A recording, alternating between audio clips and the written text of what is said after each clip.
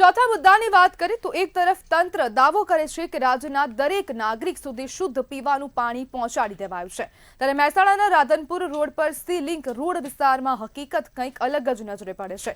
કરોડો રૂપિયાના બંગલામાં રહેતા 100થી વધુ પરિવારો આજે પીવાના પાણી માટે વલખા મારી રહ્યા છે। કાશી વિશ્વનાથ મંદિર પાછળ આવેલી પ્રાર્થના પરિસર સહિતની સોસાયટીમાં નર્મદાની પાઇપલાઇન નાખવામાં આવી હોવા છતાં પણ છેલ્લા 2-2.5 વર્ષથી લોકોને મીઠું પાણી મળતું નથી।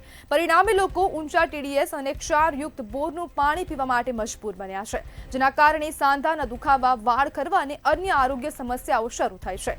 પ્રશ્ન એ થાય છે કે જ્યારે નર્મદાની લાઇન છે તો પાણી પહોંચતું કેમ નથી?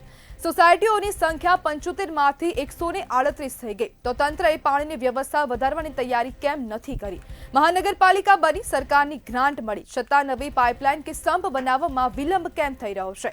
તંત્ર ક્યારે આંખ ઉગાડશે અને આ વિસ્તારના રહીશોને નર્મદાનું શુદ્ધ પાણી ક્યારે મળશે? તેનો જવાબ કદાચ અધિકારીઓ પાસે પણ નહીં હોય। અને કેમ હવે આટલું મોડું થઈ રહ્યું છે? સંપ કેમ બનાવવામાં આવતું નથી? જ્યારે 78 સોસાયટી હતી ત્યારે 50 લાખ લીટરનો આ સંપ બનાવવામાં આવ્યો હતો, છતાં પણ જ્યાં સુધી 138 સોસાયટીઓ થઈ ત્યાં સુધી આ સંપ નવું બનાવવામાં નથી આવ્યું। તેના જ કારણે ક્યાંક ને ક્યાંક જે છેવાડાની સોસાયટીઓ છે ત્યાં સુધી પાણી નથી પહોંચી શકતું ને આ જે તંત્રનો અંધેર વહીવટ ક્યાંક ને ક્યાંક સાબિત થઈ રહ્યો છે।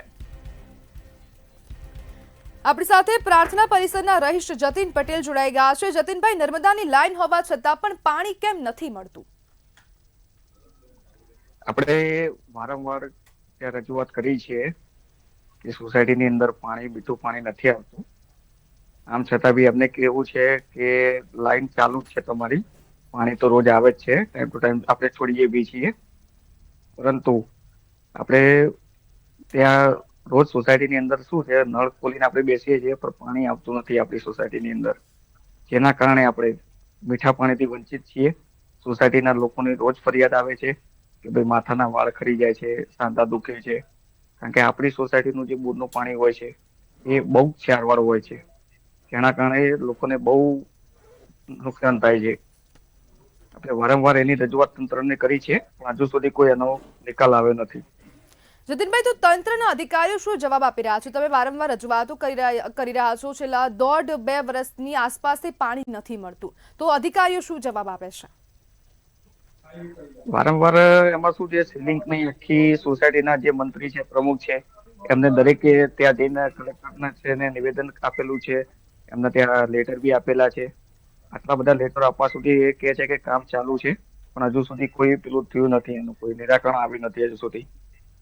તો નાગરિકોની જે પાયાની સુવિધા છે તો તેમની કેમ અવગણના થઈ રહી છે? જી જતીનભાઈ, એ પાયાની જરૂરિયાત માટે આપણે વારંવાર રજૂઆત કરી છે।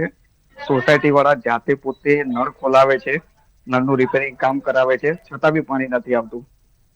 તો જતીનભાઈ, કયા કયા પ્રકારની હવે જે સ્થાનિકો છે તેમને પ્રોબ્લેમ પડી રહી છે? કારણ કે પાણી એક એવી વસ્તુ છે જે જીવન જરૂરિયાતની વસ્તુ છે, તેમાંથી જે મહિલાઓ તે વાસણો ધોવે, ઘરના અન્ય કામ કરે, તો તેનાથી કેટલી પ્રોબ્લેમ થઈ રહી છે?